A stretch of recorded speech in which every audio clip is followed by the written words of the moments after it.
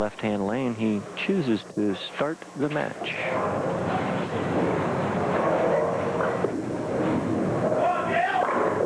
Jennifer, what are you going to say? We're watching Mr. Meece in practice. He couldn't hit the 1-3 pocket on the bat. Then the show starts, and he crushes the pocket. Unbelievable. Dave McCann, right-hand lane, a lot less TV time, age 43, but he is no stranger to big games, Jennifer. Well, one of the most incredible feats that he could have ever done is dethroning our king at the time, Mr. John Gant. What a player. Went on to national and international acclaim. John Gant on the national tour did very well for himself, but settled down a happily married man, I believe in the New York area. But he's back out on tour again. Is he really? That's the word in town that I hear. Well, as we watch Dave McCann, I tell you what, he's got a lot of talent, and he is going to give Mr. Meece everything he can handle. Glen Meece. Age 26. Low angle release, out onto the lane, good clean roll. Nothing fancy, not a power player like Glen Meece, but a good clean roll. There's the power player. Completely lost in shadow balls, comes back to throw 2 crushing strikes. How do you explain that, David? That is just phenomenal. He was totally lost. Glen Meece, age 26, averaging 2.25. Shake it off, Glen. Not too bad. 7-12 for his qualifying score, his 9th time on our telecast. He has 4 king titles to his arsenal, and he was in the top 32 in the Super Hoinky. We have 2 players perfect through 2 so far, and 2 players that have the potential of going all the way. Comes off with a 4-9, a pocket split. Maximum penalty for heavy roll on the ball. Well, he's out of the running for the car, but our other player, Dave McCann, is. There it is. He can drive that puppy away if he is able to tack on 10 more strikes to the 2 he already has, courtesy of Jeff Weiler. Cross lane, he should go for it, and it doesn't pick up the roll on the back. Did not grab. Again, thank you to Jeff Weiler, just doing a fabulous job each and every year sponsoring this show. He has some great deals going on out there on Route 32. Dave McCann having very good concentration because... Well, the foul light went off accidentally on the pair to his right, and he blocked it out and continued, but I'm not so sure he shouldn't have stopped, Jen, because he did pull that ball up high. Sure did. You see, age 43. Good-looking 43. He sure is. Is that a typo? Let's recheck that here. It might be 34. Age 217, averaging 217. As a matter of fact, he has 2 granddaughters, Miranda and Nicole. Phenomenal.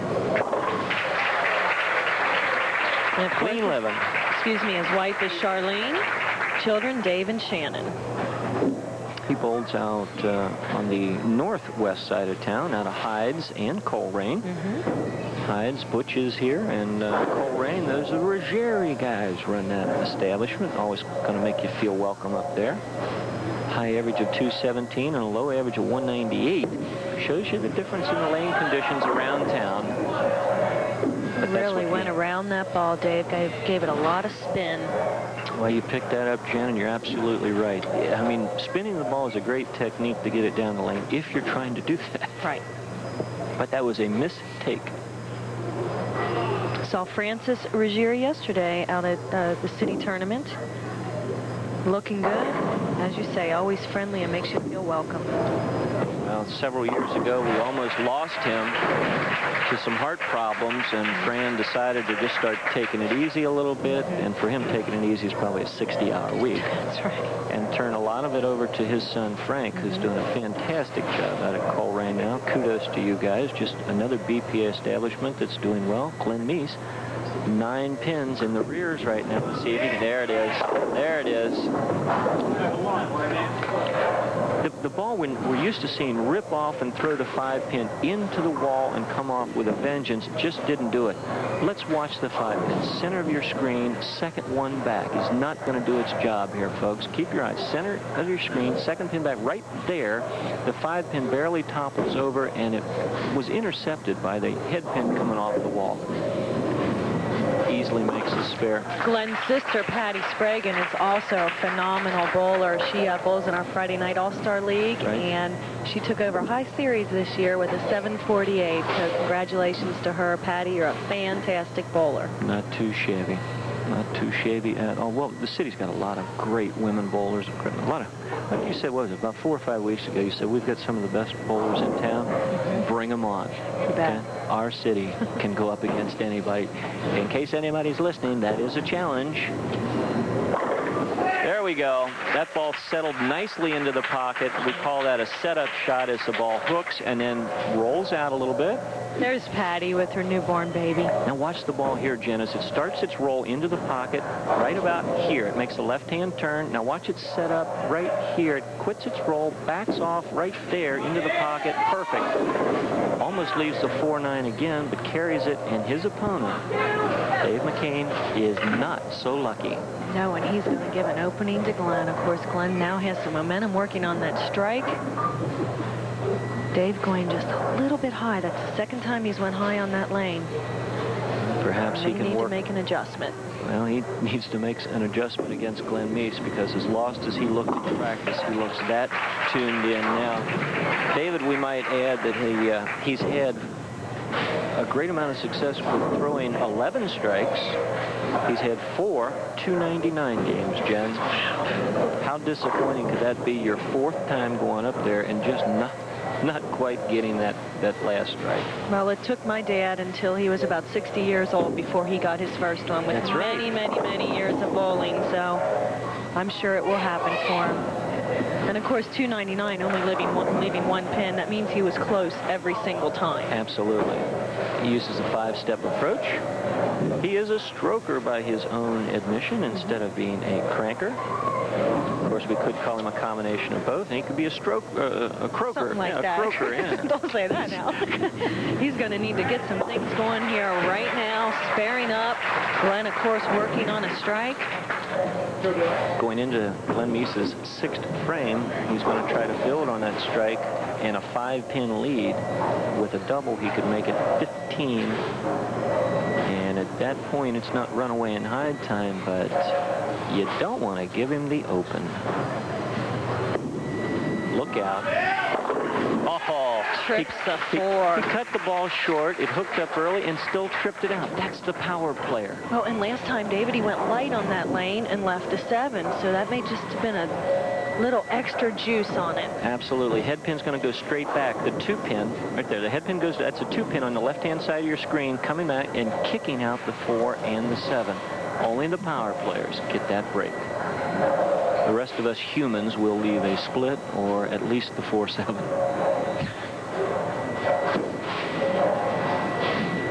Let's see, left lane. What can you do? Is it a triple? Yes, it is.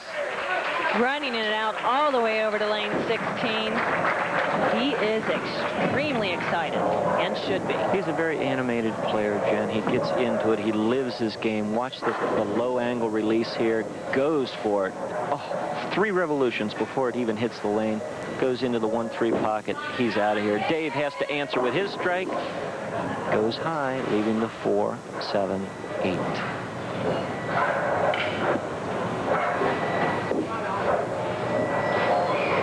Glen, to his credit, has 14 300 games, and he's bowling 3 times a week. Or Dave is bowling twice a week. I tell you, you get this sport in your blood, and you just can't get enough of it. You get hooked. You bet. Glen Meece has the momentum. He has the lead.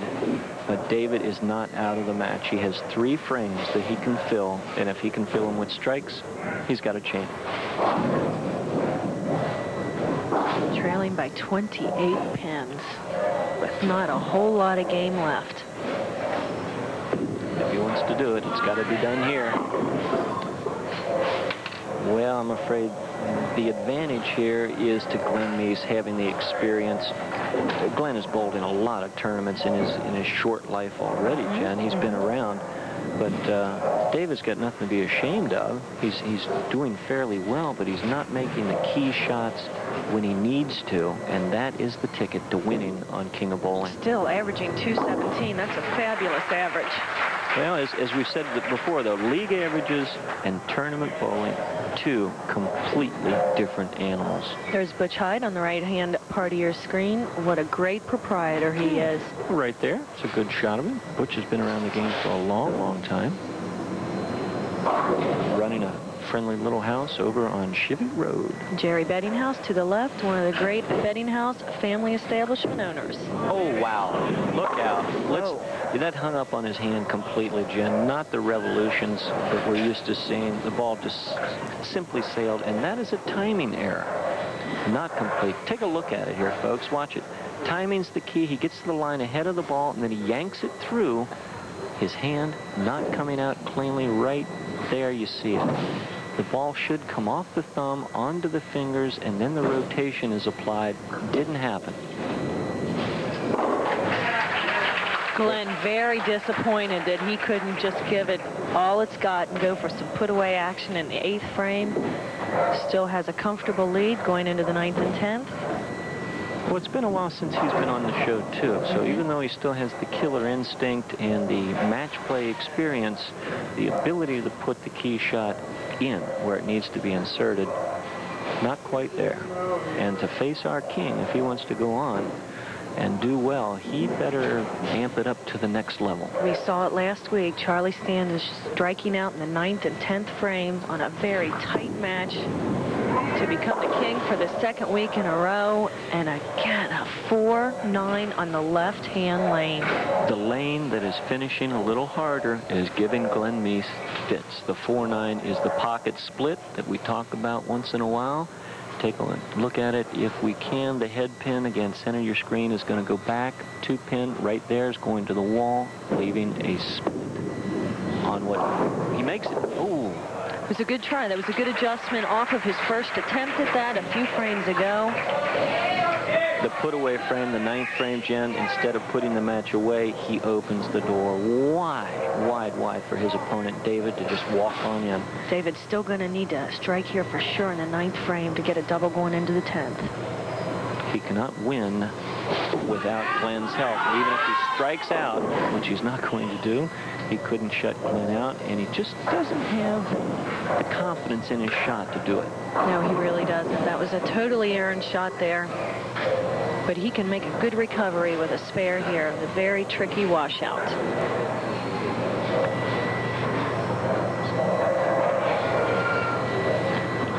Along with Jerry Bettinghouse, we also have Roger Bettinghouse, and we also have Betty Volker, who had a fine 646 last week in league play. Betty's bowling great right now.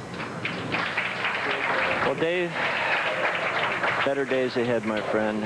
He's going to finish out here with a 150 in the 9th frame. The best he can do at this point is finish out with 180, and Glen Meece is already at that number, so for all intensive purposes, this game is over. We will watch David finish his 10th frame. There is the strike. Yeah, that's what we've been waiting to see.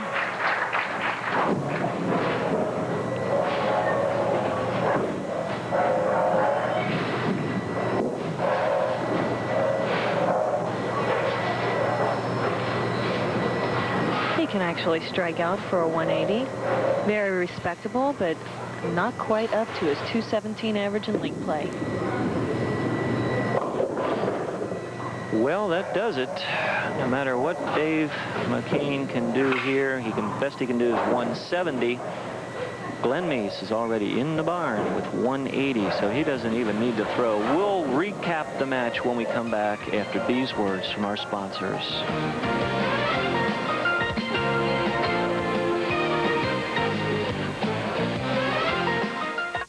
Okay, boy. Now, just like I taught you, I want you to open the cooler, and I want you to get me an ice-cold Pepsi. Come on, boy. You can do it.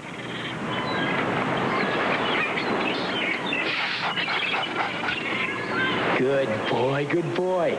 Maybe later we'll play Frisbee. Hey, big boy, you got another one of those?